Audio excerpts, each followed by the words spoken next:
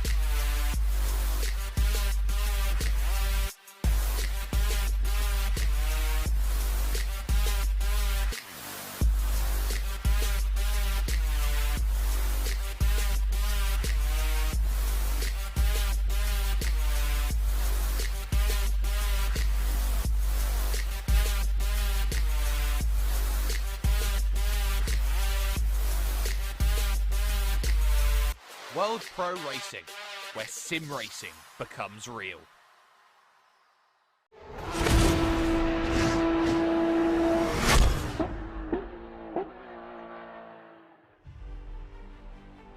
"30 years, a staple of the Australian calendar.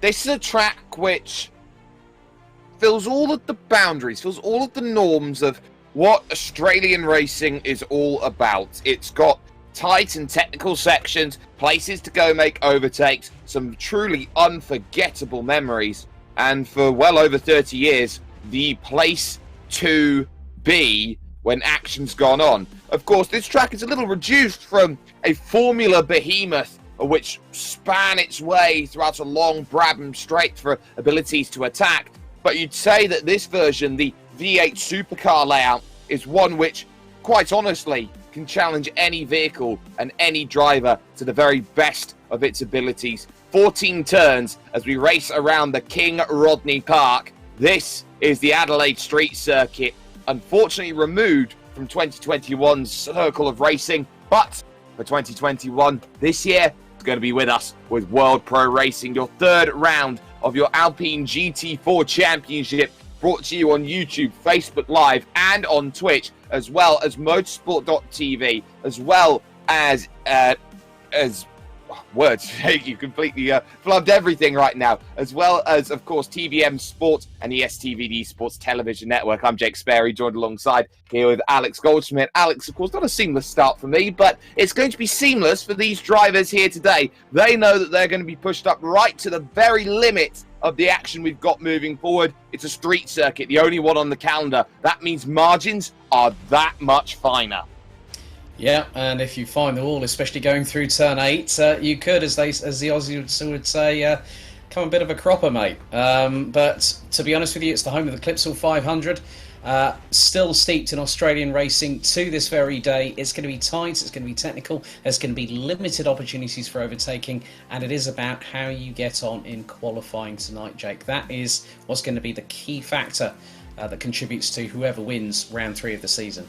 Absolutely, it's going to be one of these very key factors. This is also going to be a tough track to manufacture some moves. You'll be looking at the De Queteville hairpin as the best place to go out and get that. Or if failing that, Foster's Corner at the end of the lap is one of the better places. Maybe at Wakefield, turn number 4 out there on track might be a place where drivers think they can really make something happen. And just look how committed they have to be through the Senna S to start the lap. Really a track which demands respect from the word go, and there are many corners on this circuit, although it does have this weaving through the traditional US style street circuit, the 90-degree lefts and 90-degree rights. Some people don't like it, some people love it. It has a certain flow to it, but it's when you come out of this section here, out of Hutt Street onto Bartles Road, and it's that next corner coming up, turn 8, I think of it as a more, I would say, scarier to back,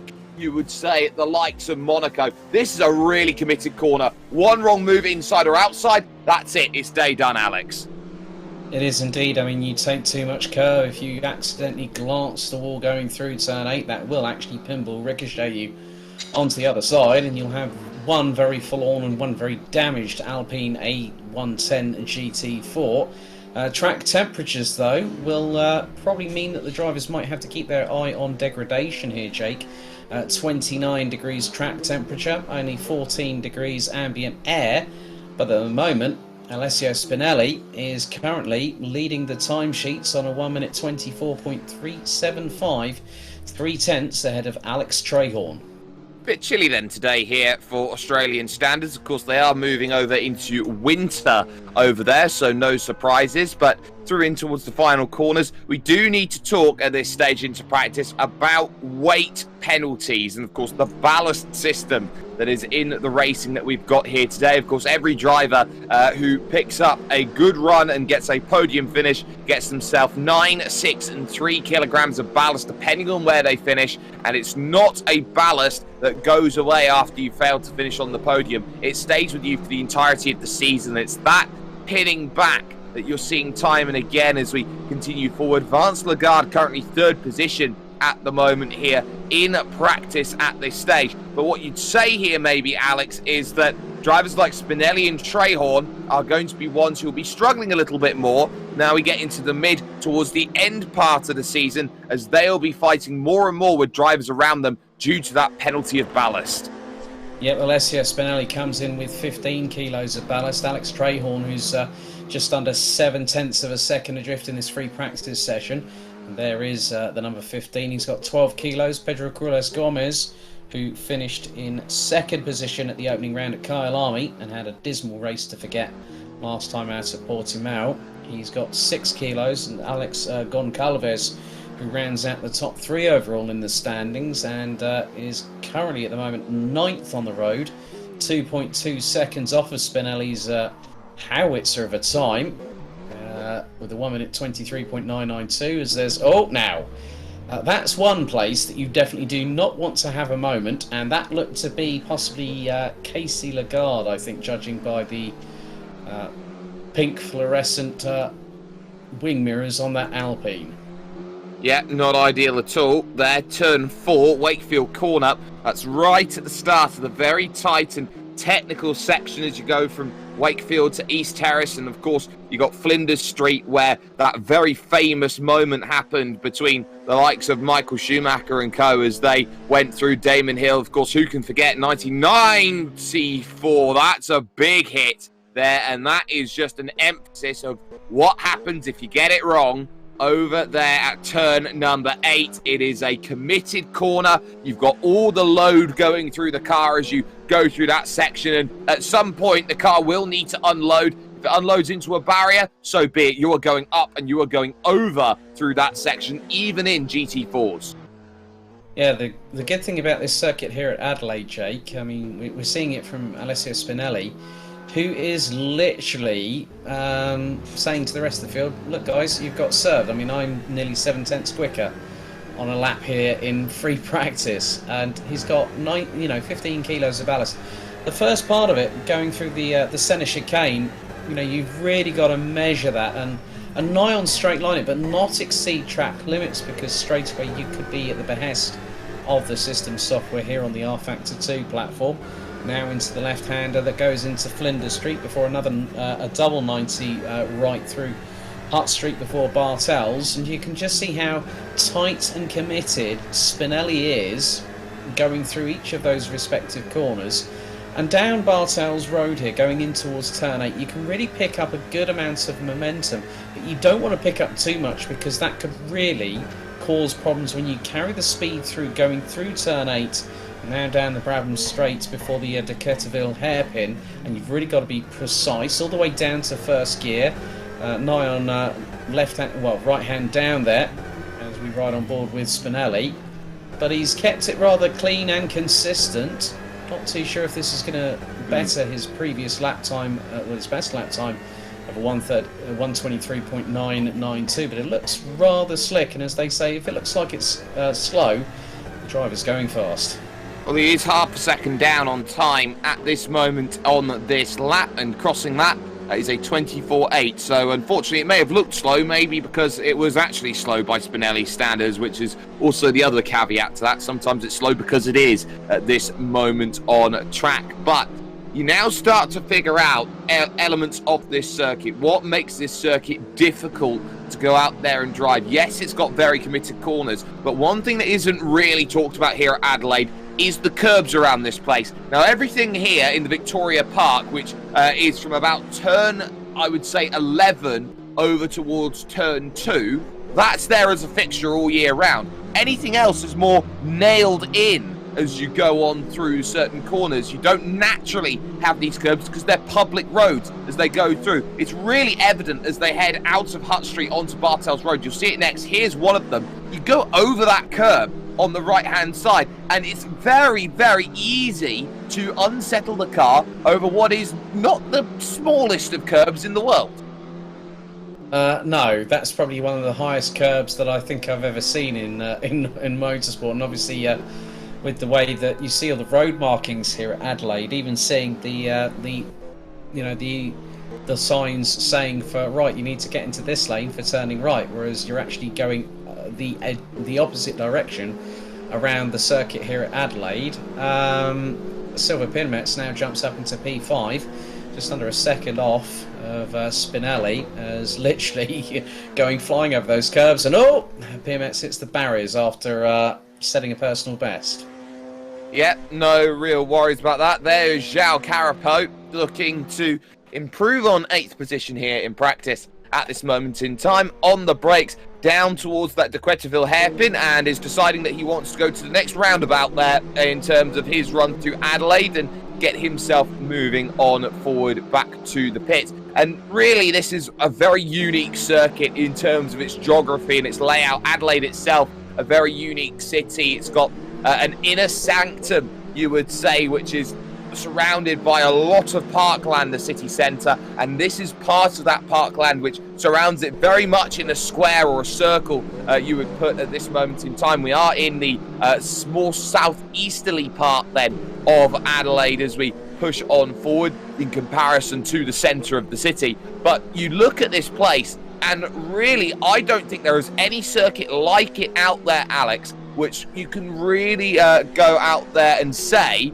that you are racing through a park and a fixture that is there all the time.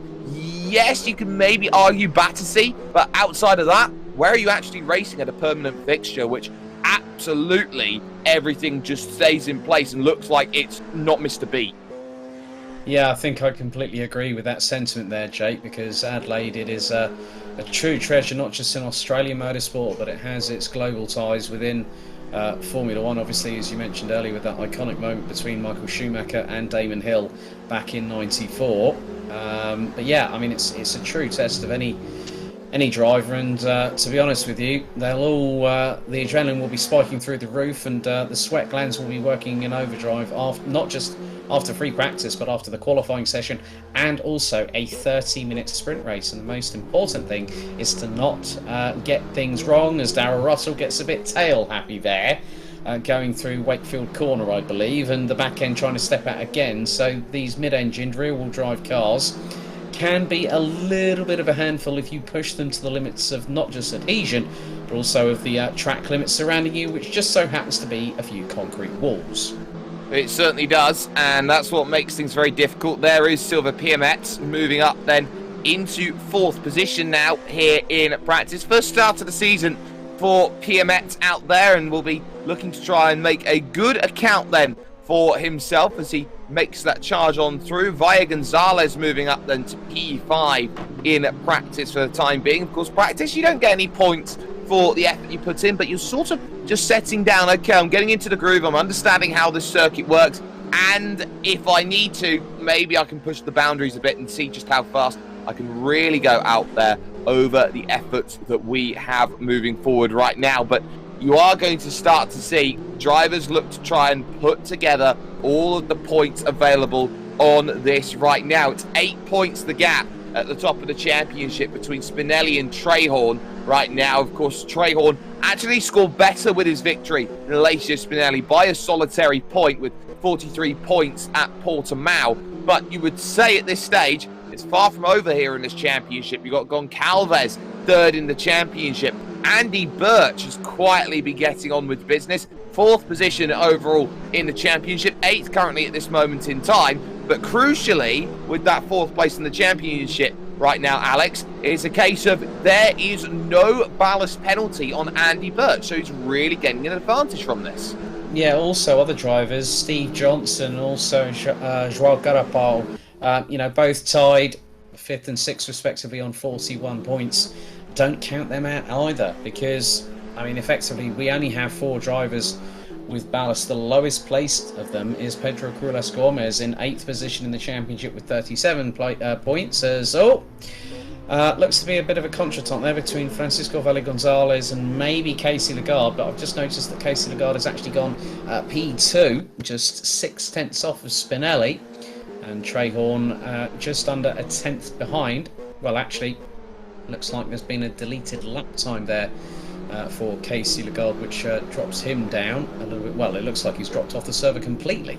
Yeah. Apparently. So, I think realistically, I would not count out anybody from Birch, probably down to maybe even say Anton Valle Gonzalez, because the top the remainder of the top 10 are covered by just 14 points. That's from 4th to 10th position. So there is an opportunity for any one of those drivers to get themselves right into the championship fight tonight here at Adelaide, Jake. There certainly is. Of course, it is worth noting that when a driver does exit the server here in R Factor 2, all of their times get wiped off as they leave the server. But when they do come back, their times will rejoin with them. So a little bit awkward for us trying to work out who's got pace and who's not got pace here at the moment at Adelaide. But it can sometimes just be a case that drivers just want to do their last double checks, especially for Lagarde. In fact, both Lagardes, you would say, doing exactly the same thing. And it's very important they do that check, Alex, because round 1 of the championship, both of them out with a DC, or a disconnection. So that would be the one thing they're looking at the very, very latest point of contention. Got to make sure that the internet's all, fine and dandy. Yeah, just make sure it's not a Wi-Fi connection, but more an Ethernet connection, because that can be a bit of a downfall. We all know that pings on Wi-Fi connections can sometimes be, well, pretty much most of the time, rather unstable. With an Ethernet connection, you've got a direct hookup to your router. Things are a little bit easier to deal with. There's Giuseppe Gnazzo and also Samuel Rasoul, who were not with us last time out at Portimao, have now returned for round 3 of the championship, and it looks like Casey Lagarde has rejoined the server, so his best time of 1:24.589 gets reinstated, putting him ahead of Alex Trehorn as Silva Pinamets comes nylon sideways coming out of the final corner and heads towards the stripe and goes P3, 1 minute 24.612, and pretty good session from him, and it looks like things are coming to a close for free practice, I believe, Jake. I think the time is quickly running out. Certainly is. PMX then getting a fastest final sector of anyone. It seems like it is Alessio Spinelli in the middle sector, which is really putting the cat amongst the pigeons out there overall. And just to prove a point, it's just done the fastest middle sector of anybody right at the death of practice. So he's definitely got that in the back pocket. 5 seconds remaining then of practice to go before we will be flipping ourselves over towards qualifying and the big efforts that are going to be put in to try and put their cars on pole. But it is the number 67, which is very much car to beat at this moment in time, making that drive over towards the line. And that then is a 1:23.8 to finish things off, gains an extra 1/10 of a second to push things forward. Just a reminder, ladies and gentlemen, if you haven't subscribed already on YouTube or on Twitch, you have that chance to do so with us here with World Pro Racing. And of course, if you head over to worldproracing.com, you will have that opportunity to go look at some fantastic events that are coming up for people who are just starting out or who are veterans who want to get their big fix of quick racing. Alex, though, qualifying, and at a street circuit, a big T word comes out, and that is track position.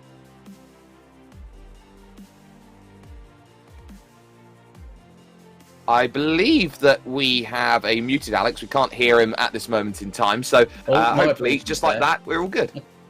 My apologies there, Jake. Didn't want to do that unintentionally, of course. But yeah, the funny thing is that track position, if you get out in front of everybody on the field and get yourself out there, you're going to have clear air. You're going to be able to be the first one to really gauge the adherence of the tyres onto the track and obviously get the prime purchase. So that's going to be key. Qualifying is going to be crucial to tonight's event, as I said earlier. But we could have a drag race down, into the centre S's for the first time, and who knows, we could go 2 abreast. I've seen it 3 abreast before on R-Factor 2.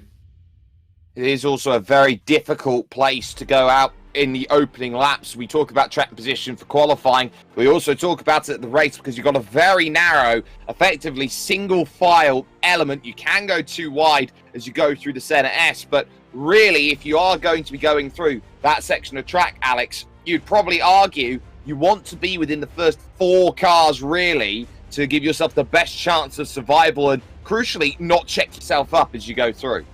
Yeah, you also don't want to bog down coming off the start phase, as we saw with Spinelli in the very first race, I think at Kyalami. We saw that, and now this is where things get really, really interesting, because this could really change maybe the championship dynamic going into the next round at Silverstone in just a week's time. It certainly can, and we've seen it so many times before. Drivers out there on track then looking to gear up. As Alex Strayhorn, we just see there making a little bit of contact with the barriers there going through turn 3, going onto that Wakefield straight towards Wakefield corner.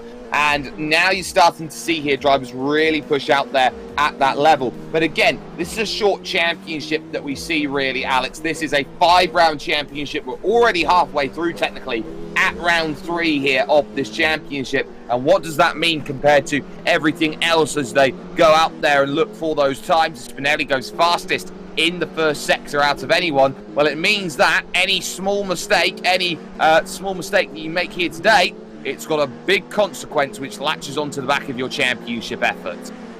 Yes, it does indeed, but also one of the other things is that we could see maybe some new names hit the podium and thereby they get hit with the success ballast. So it sort of balances the ledger, but it's all dependent on who strikes first, and the person that's really looking to strike first is our current championship leader, Alessio Spinelli, who managed to get out in front of quite a few drivers. But interesting thing here, Jake, Pedro Cruz Gomez has yet to exit pit lane.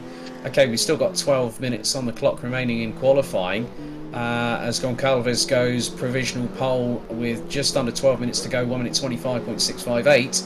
But Spinelli looks to increase that benchmark, 1:24.0 already.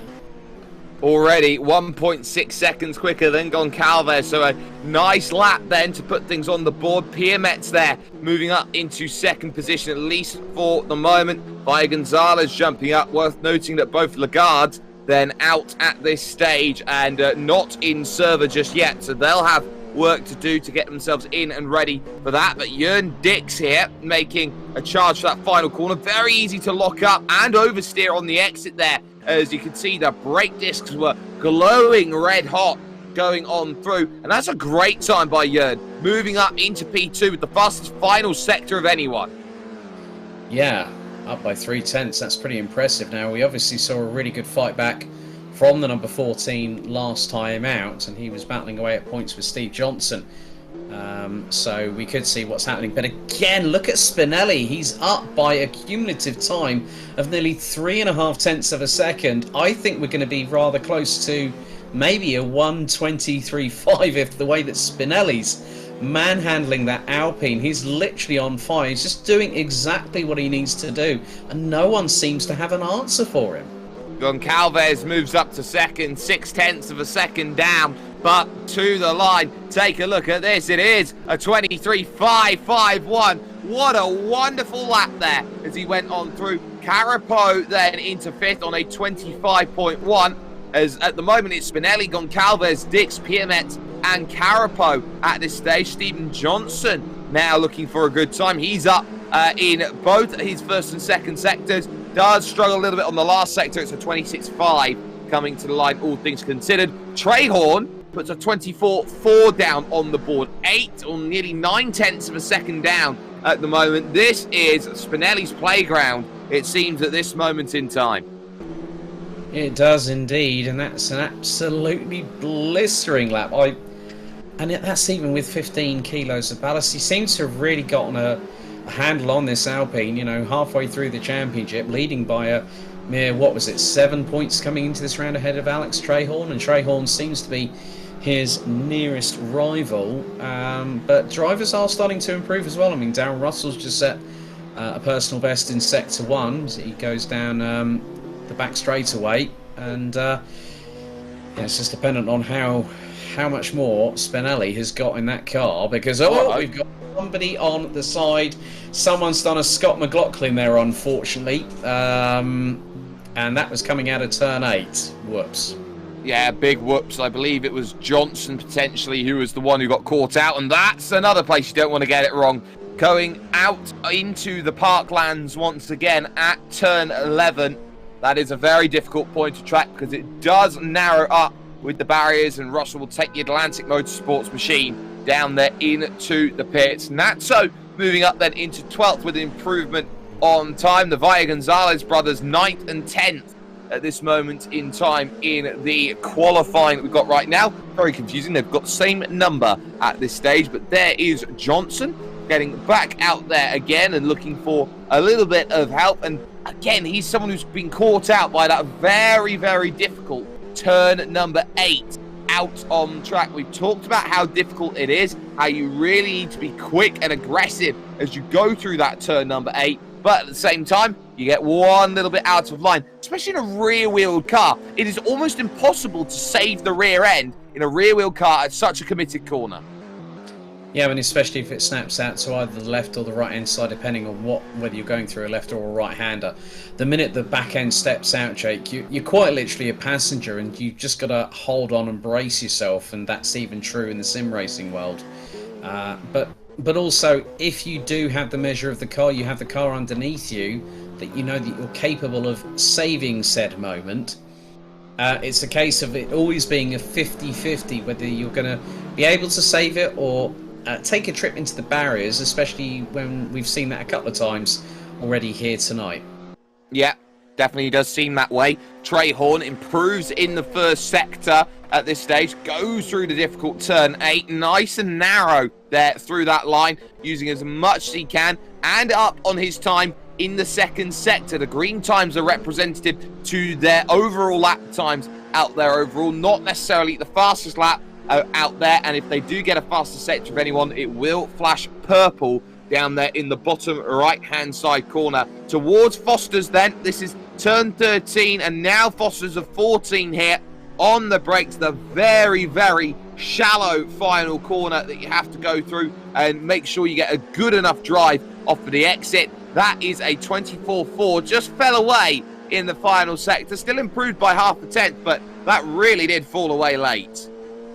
Yeah, it did indeed. It seems like Trehorn is struggling in the final sector, and that can be rather unsettling for a driver that's trying to close up on Spinelli.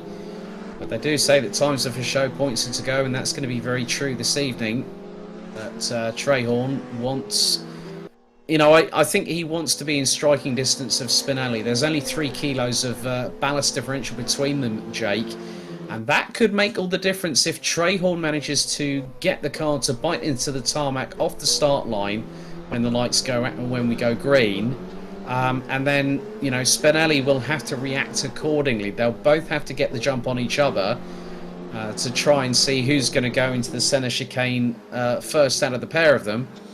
But we have seen it before where Spinelli was very open after the round at Portimao, where Trehorn won it and said, you know, I had one opportunity, it didn't quite work out, and I think now that Spinelli's fired up to get the upper hand on Trehorn going into, you know, the business end of the season.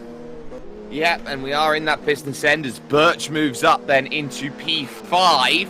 Just behind, it's looking very, very close actually. Second to sixth, they're just split by 0.3 of a second out there, as there goes Jörn Dix out there onto a representative lap. In fact, he's just gone up into fourth position with that one, so a very good time by Jörn, moving himself ahead of Goncalves. There is Birch in the Rhineland Birch Racing car, or the Rhineland Birch Racing car, I should say, is there just clubbing the wall a little bit then, going through the East Terrace, and that is more than a clobber coming out of Hutt Street. That is a full-on smash into the wall. Anton Gonzalez looking for a bit of time, and first times coming in from the Lagardes on the board. One Lagarde going up into third, the other down there at this stage a little bit further down the order. Didn't quite catch where that is, 8th place. So it seems like the Lagardes as well, they feel like they're up for this one, and why wouldn't they be at this stage? Vance in 8th and Casey in 3rd.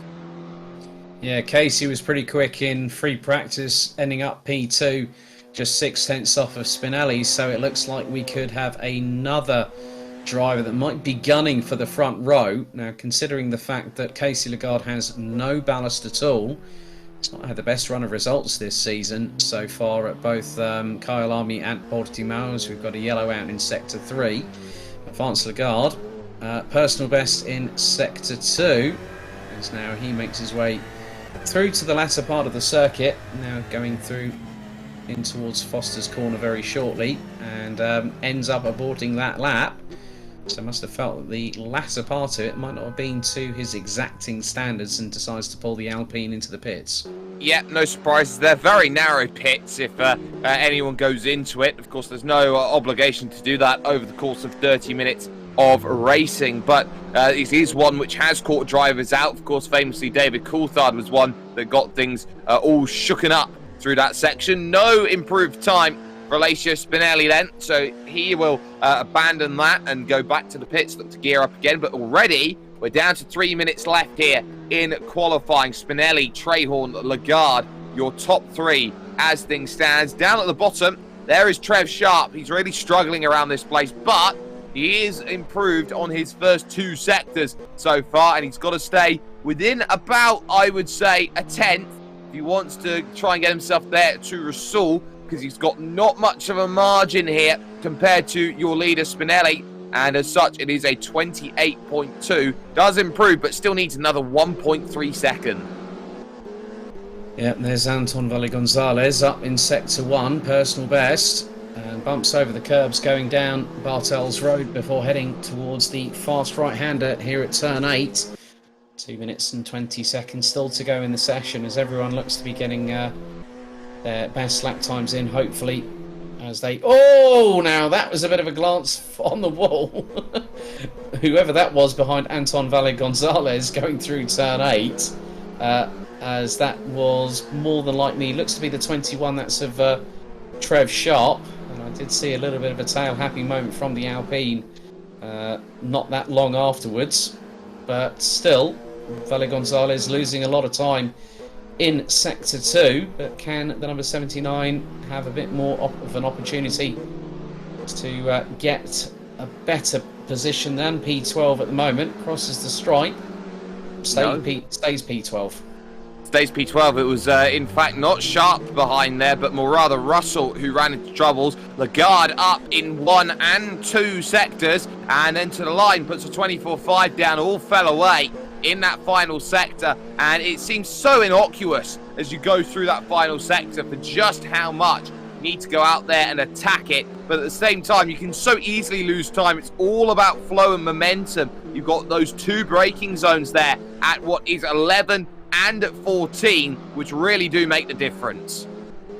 Yeah, and Casey Lagarde up in Sector 1. He's gone faster than anybody, but that lost whatever time that was, 27 thousandths quicker than Spinelli in Sector 1. He lost all that time and then some through the second part of it. So I think if Casey Lagarde had held that together, Jake, he might have had a shot at maybe going for the front row.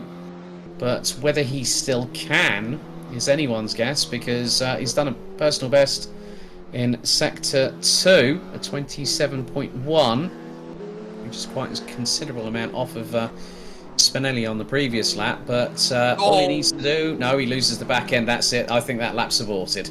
That lap's gone, but he'll still need to rush for the line here because they are down to the final 10 seconds now here in qualifying. Will Casey Lagarde get one more attempt? He's going to be really rushing through this final corner, taking all of the life out of the tyres. There's the checkered flag. He's not going to get there, and that's going to really hurt because he was on it twice in a row, looking for that time, didn't get there. Still the PMX then, looking for a bit of improvement, and Pedro Crulash Gomez, fastest in the first sector out of anybody at this stage and searching for a bit of time. Spinelli's down there already in the pits, feels comfortable with a 7/10 nearly margin. Johnson has just moved up then into 12th position overall with his time, but Crulash Gomez, he is there in the middle sector, only lost himself a 1/10 of a second. He's up by half a 1/10. Heading into this final section of road here, going over towards turn 11 here, this tough 90-degree left-hander, and now through 12 and 13, transfer corners you would put at this stage, but it looks like as he goes on through that he has slowed it down. Maybe he's run himself out of fuel coming to the line, and that would be an incredible shame then as that lap has to go. Giuseppe Gnazzo moves up then into 12th place, leapfrogs Johnson there with that time, and that will pretty much do that then in terms of qualifying. A real shame. Pedro Crulash Gomez looked like he was on an absolute worldie, but in the end, it is Spinelli's wonderland here at this moment when it comes to action with you, with World Pro Racing and your Alpine GT4 Championship. We're going to step aside, though, for just a couple of moments here when it comes to the action being brought to you today. There's more coming up after this. Stay with us for 30 minutes of pure sim racing action.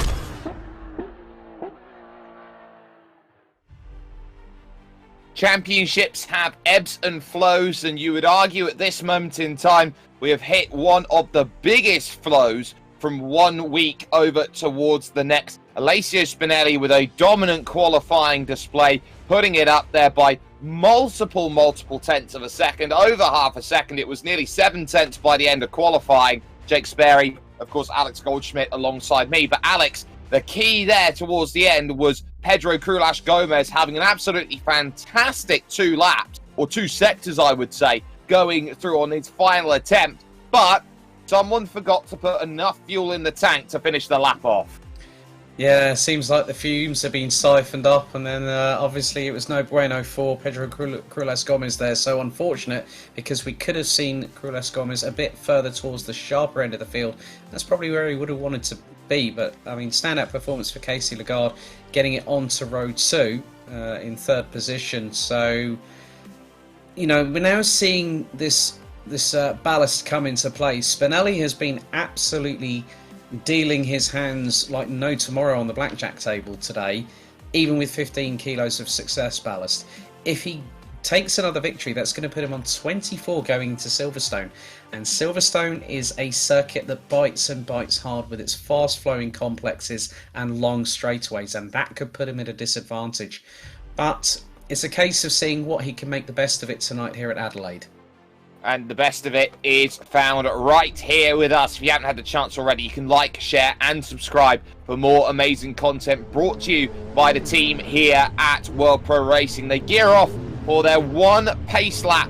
Then they go through a formation lap to work everything out. There is the starting grid for you. Alessio Spinelli on pole position with Alex Trehorn alongside Casey Lagarde and Pedro Crulas Gomez, 3rd and 4th position on the grid as things stands. Great run today for Rhineland Birch Racing. Jörn Dix there in 5th, Alex Goncalves 6th, and Andy Birch, of course, 4th in the championship, 7th, with a first start for Silver Piamets there, the Latvian, in 8th place. Vance Lagarde starts 9th with João Carapo down there in 10th position. Would have hoped for a little bit more with Francisco Valle Gonzalez and Giuseppe Nazzo there 11th and 12th. That follows on Stephen Johnson with Anton Valle Gonzalez, Darrell Russell, Samuel Rasool there in 16th, and one more driver added on to the mix as well. Trev Sharp having struggles here today in qualifying to get everything nicely sorted out together. But Alex, they have themselves just this 1 lap to figure out where they need to be, and the big key on these sorts of laps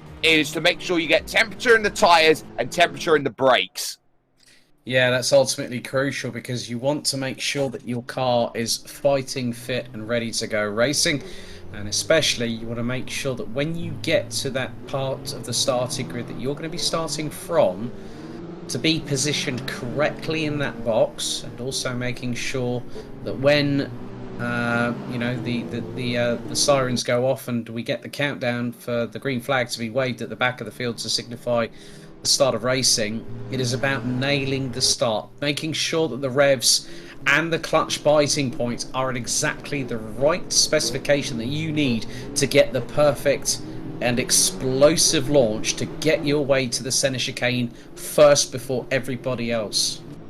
And that will be worth keeping in mind. You can see it's some very tough grid stalls as well, as they will all look to try and get their marks hit. A little bit of reversing having to be done by Alessio Spinelli here to try and find his box, but you can see there's hardly anything in it as you try and figure out where to sit in the box. It looks like behind there, Pedro Crulas Gomez didn't look too happy with box placement. Sorry, no, that would be... no, definitely not. So, not good at all then in terms of the start. But these drivers know what they need, and they know they need a good launch off the front. Worth noticing, it's the drivers with the even-numbered positions who have that great launch as they go through at South Australia's most premier circuit, you would argue. There go the horns. We're getting ready. 30 minutes worth of action. It starts right now. We look at Trehorn. He's got an absolute monster launch off of the front row of the grid, and he will have the whole shot in towards the centre S. They fight behind the places. They look to scramble on through. Often you get a lot of drums as they get on through, but nicely worked. A great start as well for Giuseppe Nazzo there, and there's a spinner in the background then, and that's going to be huge carnage they went through.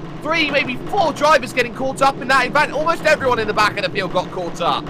5 cars I count there, Jake. Stephen Johnson, one of them. You've also got the number 5 as Samuel Rasool, amongst others. And we've had our first DNF. Vance Lagarde is out in the number 96.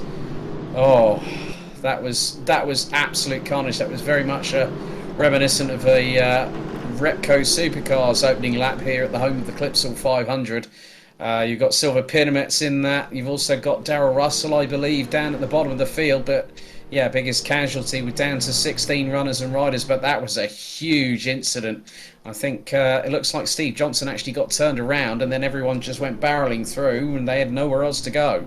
Exactly, it's like a funnel coming out there of the Wakefield corner, turn 3, as this race will continue on. Trehorn in control at the front, Spinelli in second, it's Krulash Gomez third, and then Lagarde in fourth. Already, these drivers have themselves about 5.5 seconds here of margin out there at this moment in time. So they've got a really nice bit of work here as they look to try and push on forward with their race and just deal with each other. Now Spinelli here looks like he had a really great qualifying set, but immediately Krulash Gomez, who proved that he had the pace, penalty coming in then for Silver Pyramids, who looked like to be the catalyst then for that lap 1 incident. Safety car is out. Worth keeping in mind, we've got a safety car here for that incident, so drivers will now line themselves up behind the pace car after a big incident then off of the start. We do have a safety car, but what is key is that at least for the early goings of this race, that will not bother one Mr. Alex Trehorn one bit here, Alex, because he gets to tick off laps like there's no tomorrow.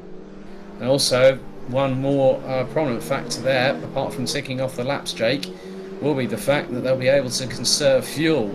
So if someone has decided to look at that window of opportunity of literally just putting enough to get the car across the finish line, that's now saved their bacon a little bit, as Silver Pyramids is in the pits for serving that drive-through. But yeah, this gives Trehorn the opportunity he needs, but what it also does is that Spinelli has that gap closed courtesy of that incident, which I think in some respects has saved his bacon a little bit. Well, certainly has. So with that incident in mind, then everyone just slows it on down. There have been some good gainers off of the opening couple of laps then as they look to figure things out. Of course, the safety car period as well does something else. It means that drivers who do have a bit of damage will have that ability to dive down into the pits if they should so need it, to get it checked out and see if they can get anything repaired and do the old NASCAR sticky tape, which is out there, to give themselves as much as they possibly can. But Alex Trehorn leads. It's Alicia Spinelli in second and Pedro Krulash Gomez is the third position overall. It seems like we're going to be having a little bit of an issue here trying to get a replay of the start, but ultimately, fastest lap bonus, Andy Birch has got it, a 1:42.7. We didn't expect to see that in terms of a fastest lap overall out there racing right now here, Alex, but a 1:42 is the fastest lap, and I believe that does warrant a couple bonus points right now. Yeah, I think you're completely right there, Jake, in terms of the laps. I'm just going to actually have a look. Yeah, 5 points for fastest lap. So that could actually help Andy Birch in terms of the championship standings very, very nicely thereof. And that would actually put him level beggings with Alex Goncalves in the number 2, who's currently in 6th behind the number 14 of Jörn Dix. So, yeah, I think... yeah, that's nicely changed things there, hasn't it? It certainly has, but of course, we haven't seen a representative lap time around this circuit, so with everyone searching for those said times, a case of fast lap isn't going to do much. Retirement then for Silver Pyramids after the penalty is effectively going to have that one wiped out of his race, which puts Stephen Johnson there at the back of the pack now in 15th position. I would say field is neutralised at this point, and the question will be, well, how good of a get-go are we going to see? And of course, that pace car, that Corvette, leading everybody forward and keeping everyone in mind. Of course, the safety boards are flashing, the yellow flags out there with the safety car markers as well. No indication as of yet whether the safety car is going to be diving down into the pits, so we'll go at least one more lap behind the safety car, and this is going to be a little bit nerve-wracking here for those at the front. Trehorn, Spinelli, Krulash, Gomez, Lagarde and co, because you sit and wait for that race to start, and you know you've got 30 minutes, and all of a sudden your laps are now 2 minutes, 3 minutes long, and it's just a little bit more laborious, and you're waiting, you get those nerves that go through. Alex, drivers are all about trying to keep calm under that pressure, but the pressure here is a silent one. Nobody's done anything so far in this race up there at the front because they've all been stuck behind a safety car. Now, when that safety car does decide to come down into the pits, at what point does this become a very, very scary reality for the drivers? Oh, we're racing, and we get a little bit more drama out there on the table.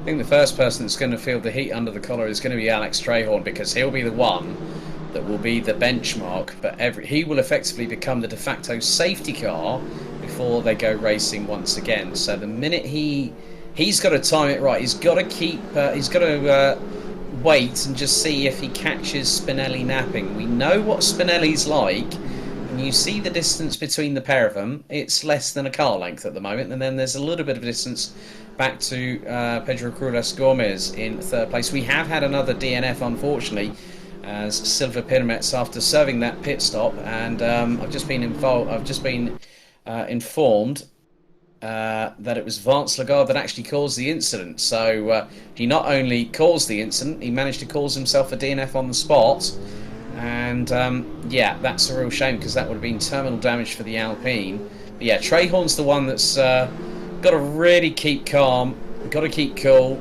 and just make sure that he nails the throttle when it absolutely warrants it, and Spinelli's got to be quick to respond.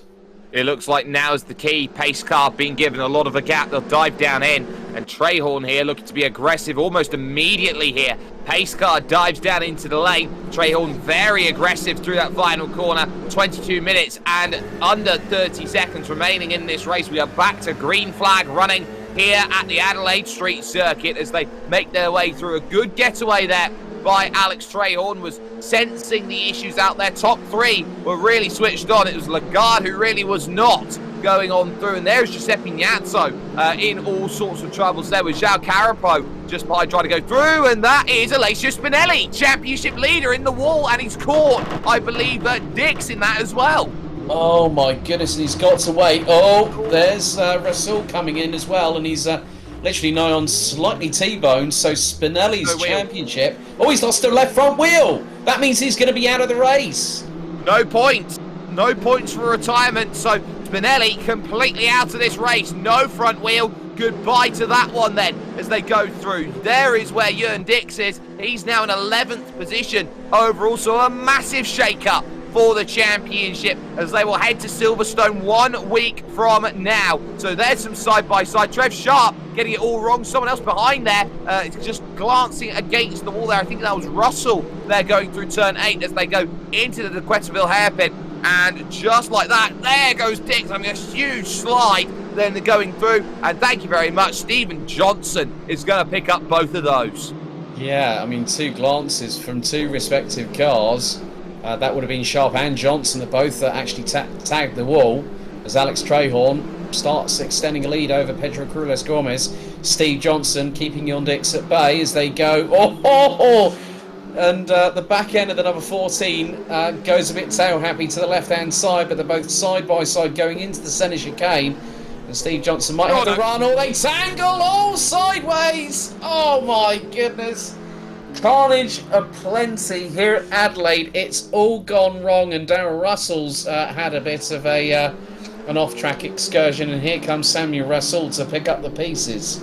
A massive dramas then as they went through. In the end, it's a mess between Dix and Johnson as they go on through. Gnazzo is the one who will be the most happy out of anyone. He's up into 6th position now with all of the tangles that we have seen. Trehorn leads, Krulash Gomez in second, and look at Pedro Krulash Gomez go as he wants to try and attack Alex Trehorn at the front. Lagarde is third, Goncalves there in 4th positions a little bit further back. Spinelli is now in the lane, has managed to pilot 3 wheels on the wagon down into the pits. But 20 minutes to go, and Alex Trahorn now will be looking behind a little bit more concerned. 5th, 6th and 7th very much in the battling at this stage. Birch, Natso and Carapo all there, but Trahorn now is going to have to cover his 6 at every opportunity with the way that Pedro Crulash Gomez is clearly running with pace.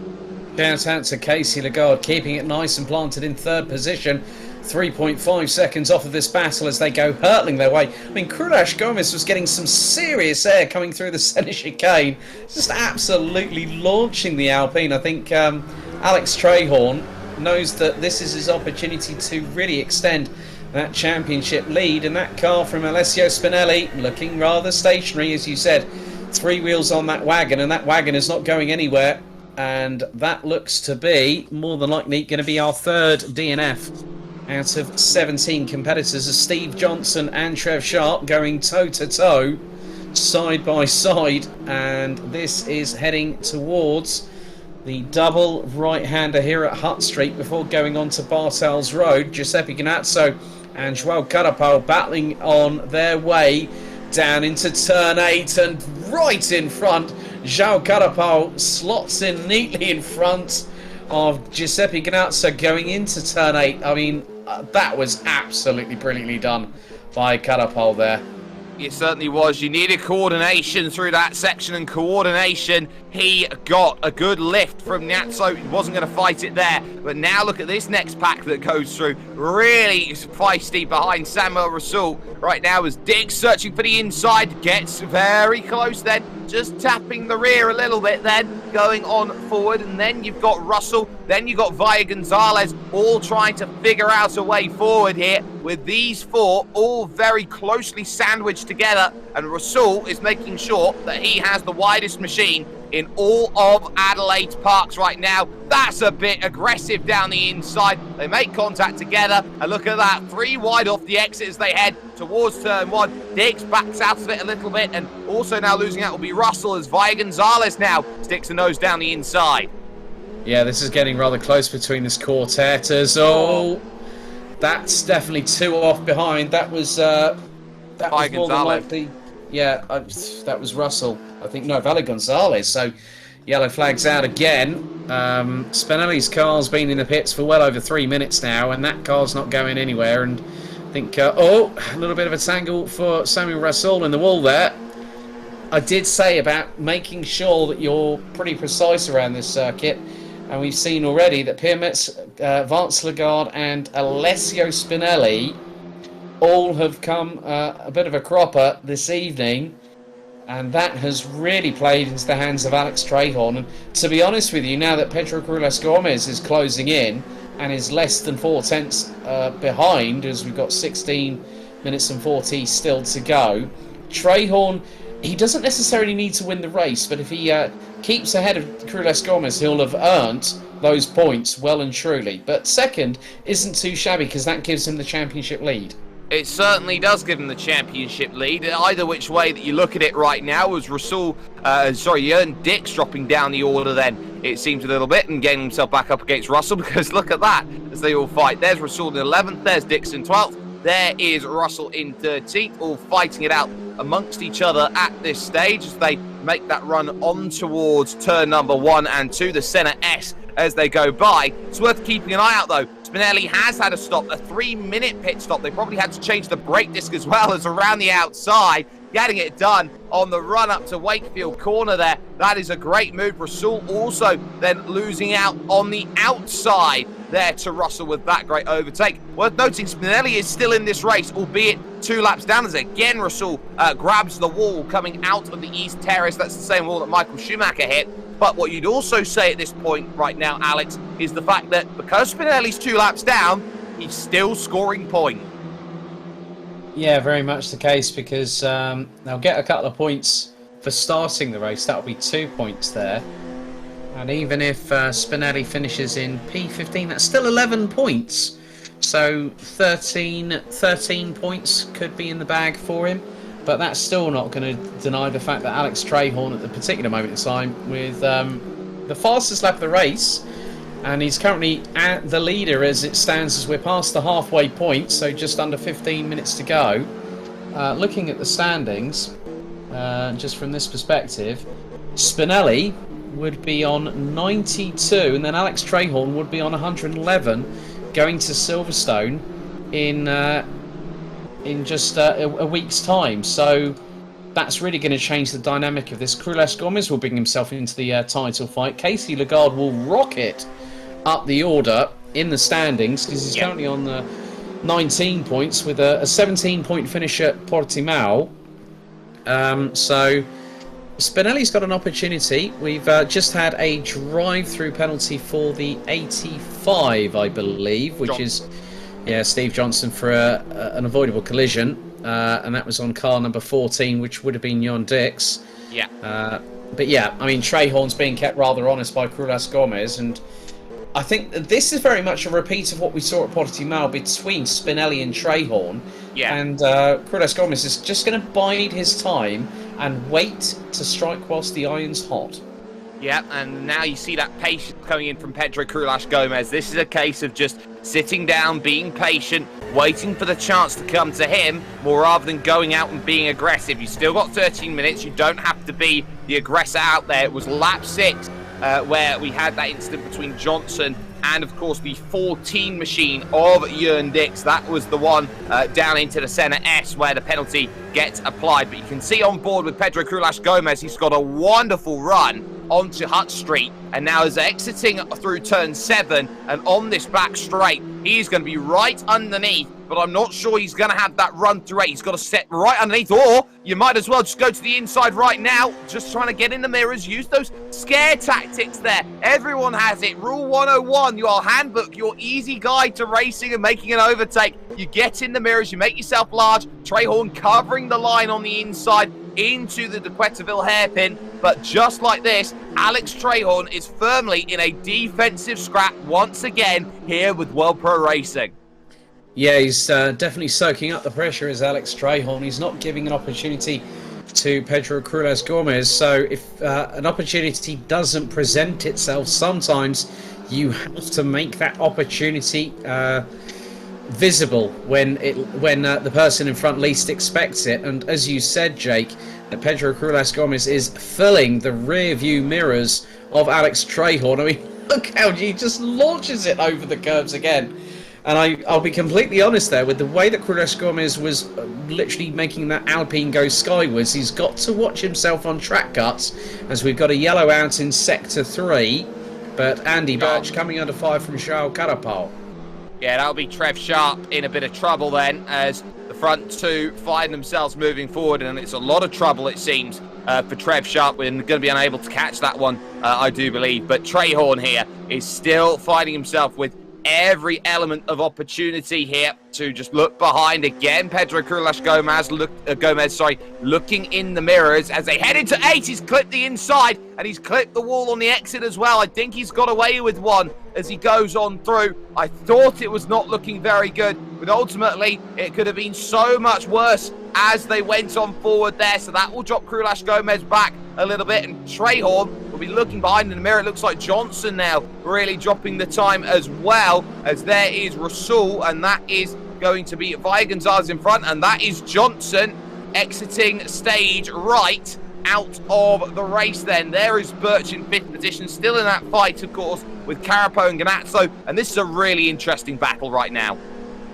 Yeah, not that much. It's about a second covering the trio at the moment. Ganazzo's losing a little bit of time to Carapau, but going into Foster's gets a bit more late breaky, does Giuseppe Ganazzo, but Andy Birch just able to stretch the legs on that car going through into the Senna chicane. You can just see the different lines that these guys actually pull. I've actually been informed that Vance Lagarde will get a 3-place grid drop for the next race at Silverstone in a week's time for that lap 1 incident that caused a bit of a carambolage, and it looks like our FIA accredited race director Adrian Figallo is also going to be sending some penalty information our way, reference competitors, as Andy Birch goes all 4 wheels up into the air.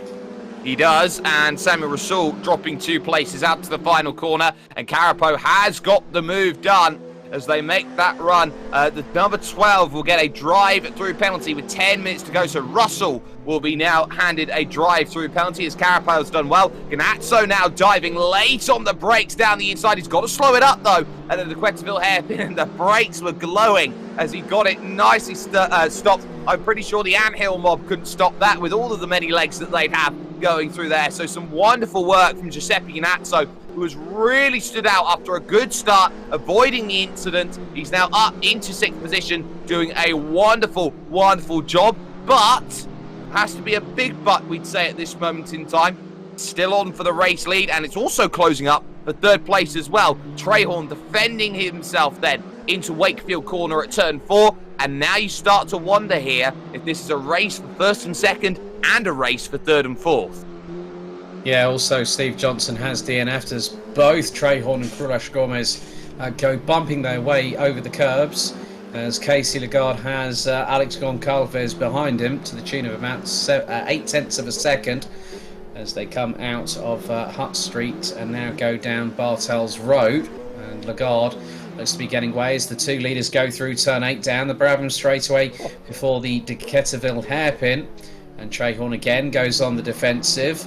Krulash Gomez uses a little bit of a wider turn in aspect to try and get a bit more momentum carry going through, as they're now going to head through into the final couple of corners and then through into Foster's, which will put them on the main start-finish straight. And Trahorn just absolutely sending that car over the apex curbs through Foster's, and now out of the final corner.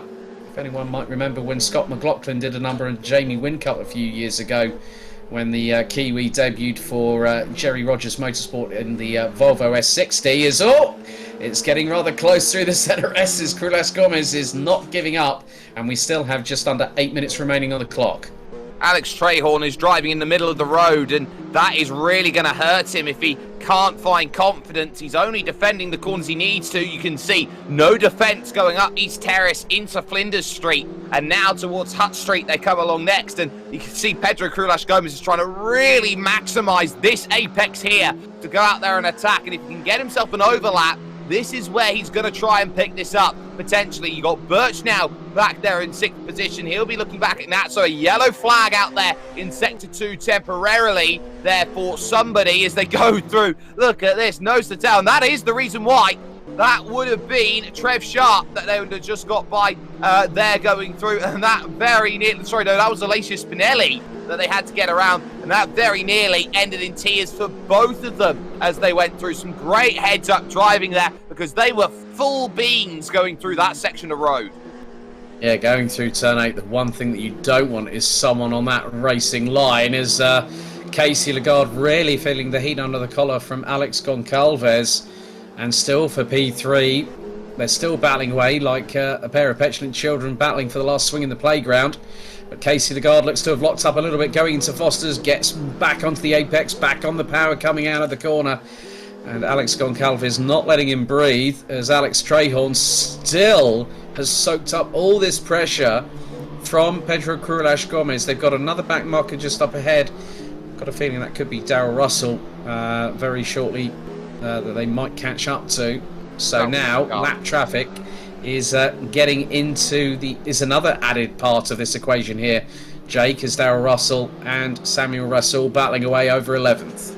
They are, so it will be Trev Sharp that will be the catch. There is Russell doing just enough then to defend going through. We've seen him have a few moments out there on track, but at least for the moment, you can see just how much he's defending it here through turn 13. And oh, there's contact. Russell was diving for the pits anyway, trying to get himself down in. So Russell then will take a stop, and that will be for his penalty as he goes through. And there is Trev Sharp getting a little bit squirrely through the corner, and he'll soon have to cede the places here to these two, Trahorn and Krulash Gomez. At what point, though, does he, is going to be the real question that we keep our eye out on here at this moment. There is Giuseppe Niazzo, all out of shape, and thank you very much, says Andy Birch. He'll get that one done then at the De Quetterville hairpin. Not often have we seen a move done down there so far today, but a move is a move is a move, and it's going to have to be out of the center S where we see this one really ignite and open. And Krulash Gomez, well, he's not going to be able to really gain much, but it is defended here. He will be on the outside. 5 minutes to go, trying the long way around, and there was no room at the end there as he tried to get through.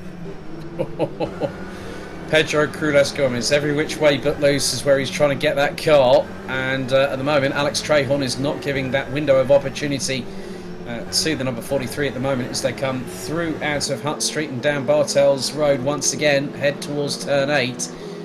And because they're bumping so hard over those exit curbs there, Jake, it's unsettling both cars. So Trahorn being compromised, but then it compromises Cruz Gomez, who gets a real good run of momentum coming through turn 8. Going down the Brabham straightaway once again to the De Ketterville hairpin. It's only in the braking zones that Cruz Gomez seems to get a bit more of an advantage, but Casey Lagarde still battling away. Oh, Goncalves glances the barriers coming out of turn 8, but got away with that one.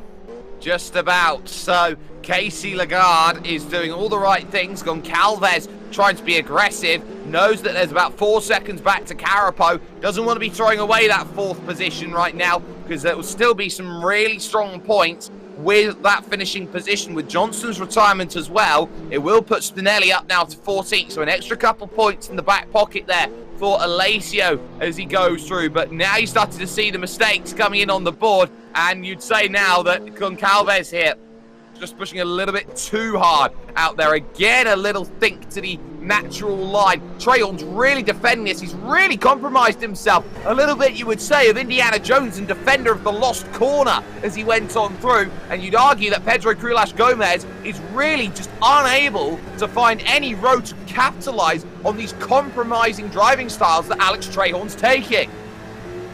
Yeah, it's a case of time is fast running out. The sand timers will be extinguished very, very soon. But you can see now that Cruz Gomez has got the headlights on. Now that is the ultimate scare tactic that he's going to try and put the frighteners on Alex Trahorn going down the Brabham Straight.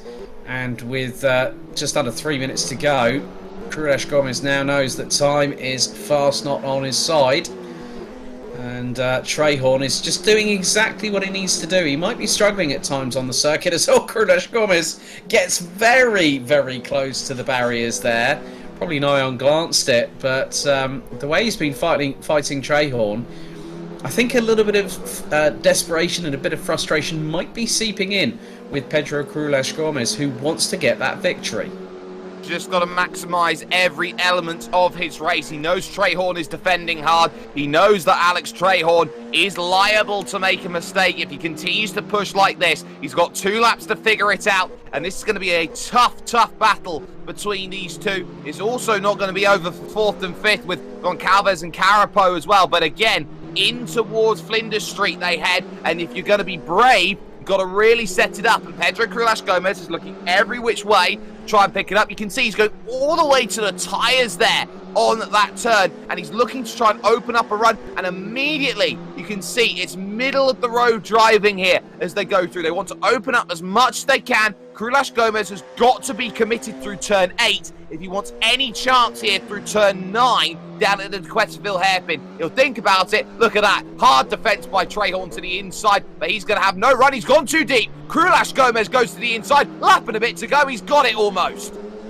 Yeah, a little bit of Rubbings racing right there. The pair still side by side, but Cruz Gomez nearly tags the barrier on the right-hand side, and he does a Scott McLaughlin a la Jamie Whincup, but Cruz Gomez is going to get the run going through. Oh, it's close.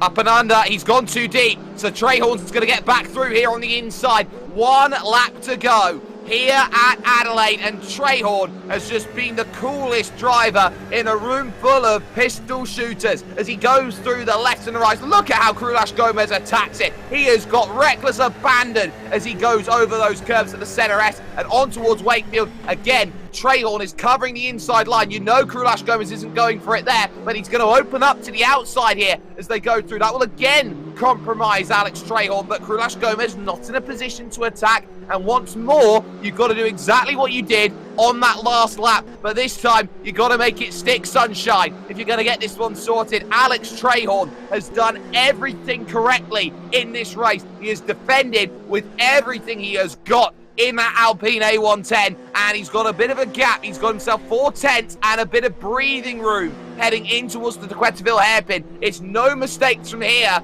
and you'd say Trehorn is over and done with here with a little bit of sunshine to go with. He's got the hairpin absolutely perfect. Krulash Gomez now needs to find a miracle down at the Foster's hairpin. They go through back into that Victoria Park for the final time, to the final left-hander on this circuit. It's 2 rights that remain, and now, where's the lunge? Big lunging look then from Krulash Gomez. He tries around the outside, but it was never going to happen. Alex Trehorn takes victory here at this wonderful race, and he does so by not very much at all. I'd say less than 0.2 of a second. Yeah, just a fraction over between him and Pedro Krulash Gomez. Well done to Casey Lagarde.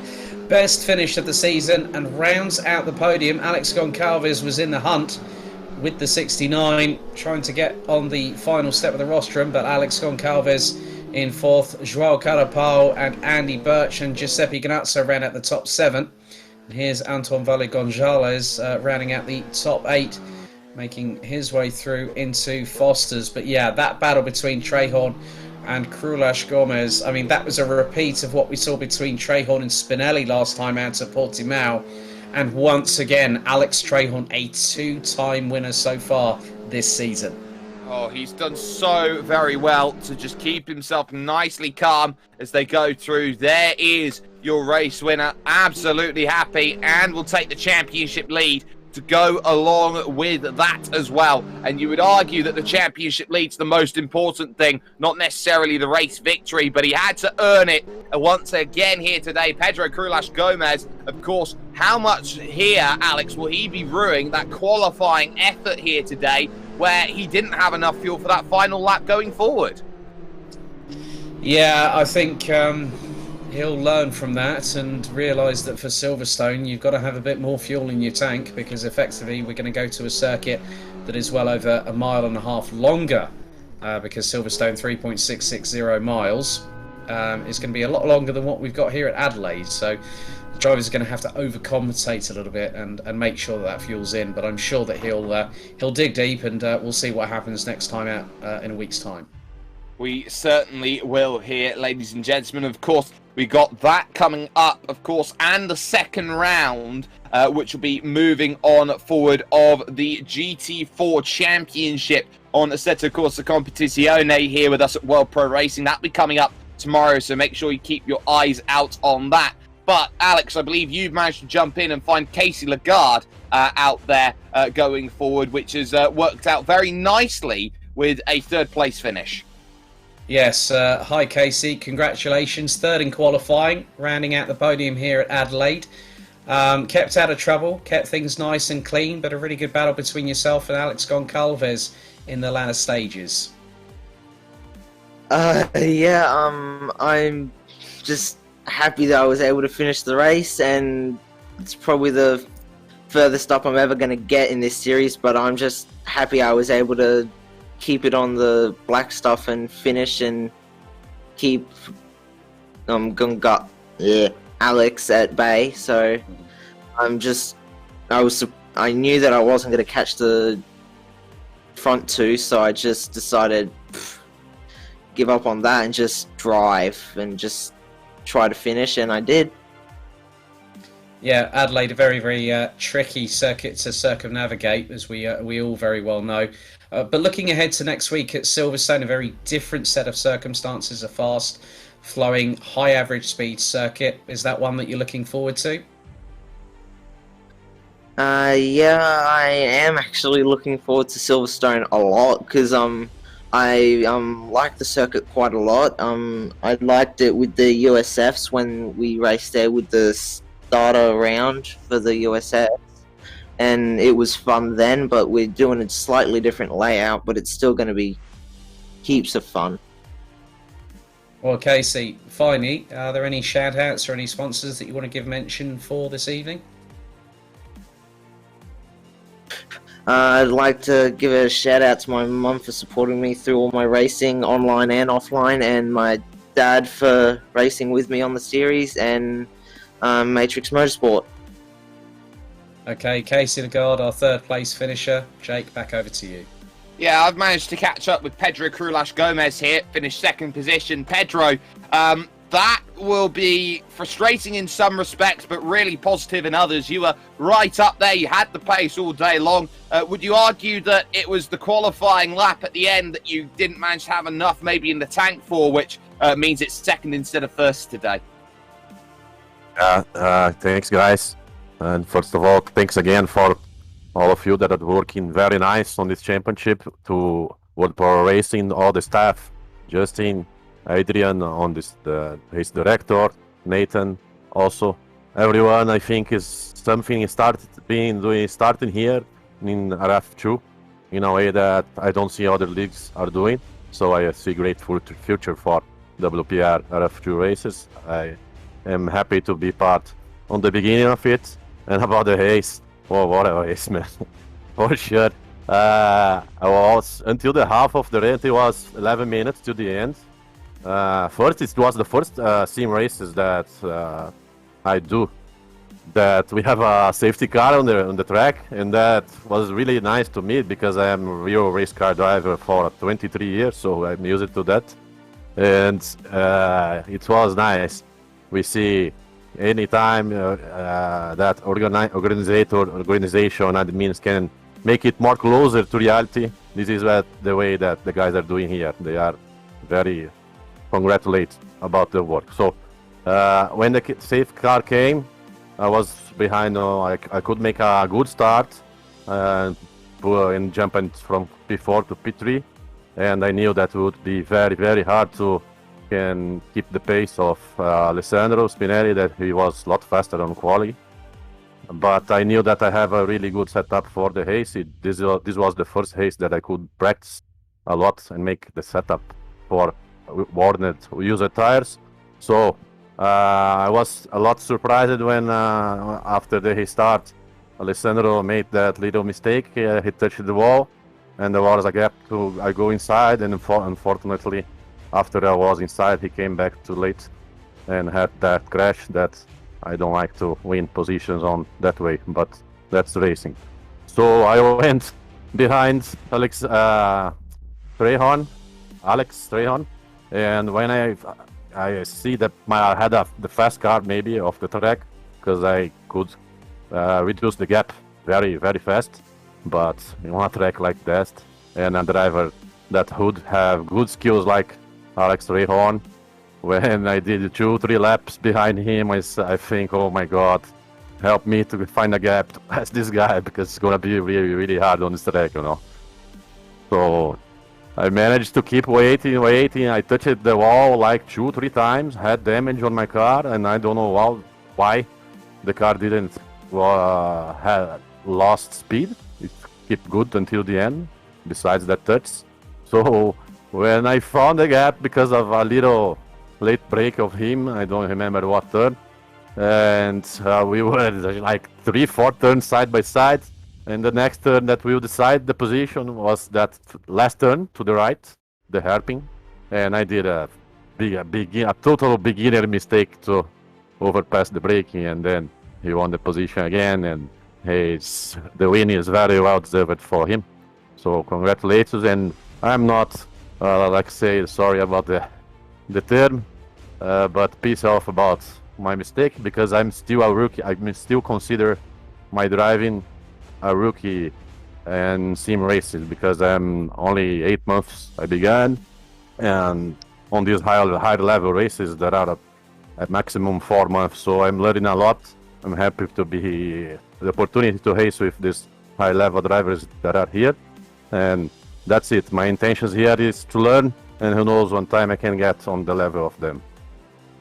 The intention very much to learn. Pedro Crulas Gomez there, finishing off in second position, and also apologies, ladies and gentlemen, if you have heard any maybe industrial language out there today. Alex Trehorn comes across with the race victory. Now, Alex, that you would say is a race that you will remember for a very long time. Not only did you have to spend a very long amount of time defending that race for a good 20 minutes from Pedro Crulas Gomez, but also you now take the championship lead with what happened to Alessio Spinelli. Just sum up your emotions as you bring yourself down from what was a very intense and difficult race? If I was to sum up my emotions, I would also get told off industrial language. So I will say it was an amazing race, to be honest. Pedro, he was very quick and he was always on my back, and it was extremely fun to defend. It looks exciting and it feels it as well. And yeah, I don't know quite what happened to Alessio behind. I saw that he hit the wall and then I never saw him again. But yeah, terrific race from Pedro. He really pushed me all the way, and if he did get past me, he would have deserved to win. Well, a definitely strong battle, but let's talk with about a lap and a bit to go. You had yourself side by side for about 4 or 5 corners from the hairpin at turn 9 all the way to the final corner. At that moment, you get yourself back into the race lead. Did you feel that over the course of the way that you were defending, that you were having to be very cautious, very patient with the way that you placed the car, and felt that you really didn't want to leave any opportunity open at any point? I didn't, no. I was defending almost every lap, and it's when you're running or constantly defending the inside into the heavy braking, you almost lose sight of where the braking point is. So I always had to take that bit of extra caution, and yeah, that's about it. Certainly has worked out for you, but let's talk next week, because it's Silverstone. It's very different, open, expansive, fast and flowing. Do you feel like now it's your championship that you're holding on to and it's yours to lose? I don't know what the situation is, but obviously I've won the 2 races. Alessio's won 1. Gomez has been on podium twice, so you know they're both threats still. And you saw how quick Spinelli was in qualifying, and he probably had the race pace to back it up, but I managed to get the jump at the lead, and then he had the incident. So maybe because I'm in the lead, it's mine to lose, but I don't think it's mine in any sense of the word. Well, not yet anyway. We will see after 2 more rounds of racing. Alex Trahorn there, your race victor overall. But Mr. Goldschmidt, final thoughts as we pack up here from a land down under, so to speak, and we head back to the home of British motorsport at Silverstone. Championship still wide open, Jake. I'm looking forward to this actually being decided at the very final round in a couple of weeks' time at Road America. You know, two different winners from the first 3 races. Casey Lagarde getting a podium this time around. Pedro Cruz Gomez, apart from his industrial language, of course, very, very quick. Kept Alex Trahorn guessing all that way through. Kept us both on the edge of our seats. I'm looking forward to next week at Silverstone. I certainly am as well. I'm also looking forward to Mega Sprint Tuesdays and the Duo Series, which goes along here, of course, with us at World Pro Racing. Make sure that you head over to www.worldproracing.com/events to make sure that you keep yourself up to date with all of the sim racing action and any events that you at home would like to enter yourself into. Of course, we couldn't get it done without the team here behind the scenes. Of course, to Adrian Fagayo and George Muscat, the chief stewards, Justin and Nathan Mifsud, who have been on the cameras here today, bringing all of the action. And of course, we have been live on YouTube, Facebook Live, and on Twitch. If you haven't had the chance already, you can like, share, and subscribe for more amazing content brought to you by us here at World Pro Racing. But also, we have been with TVM Sport, with Motorsport.tv, and with ESTV, the Esports Television Network. From, of course, Alex Goldschmidt alongside me, myself, Jake Sperry. It has been a pleasure bringing you action again. And my goodness, what a titanic fight between Trahorn and Cruz Gomez. It was one which came down to the wire. Every single corner was fought for tooth and nail. And I tell you what, when it comes to Silverstone, the door was left wide open by Alessio Spinelli. Trust me, this is going to get a little bit closer, as this championship, my goodness, far from over. We'll see you a week from now. The home of British motorsport, and some would say the home of British sim racing, as we head to Silverstone 1 week from now.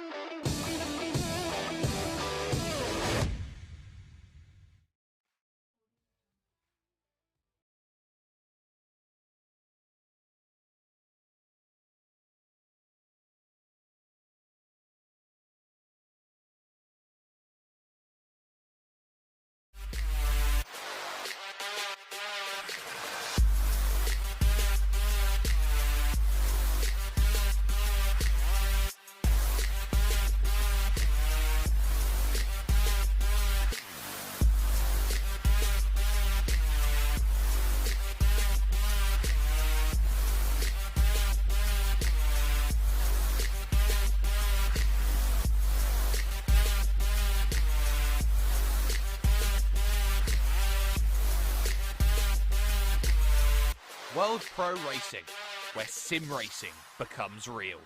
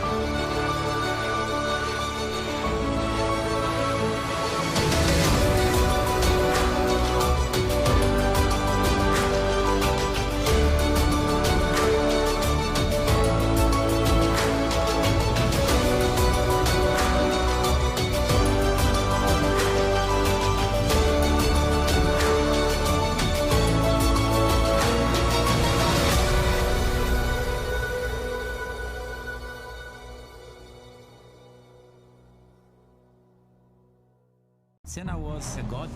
No one could even dream to follow him. I'm from a very humble background. The role of women at that time were really difficult. dangerous. You are risking not only your life, but also my life.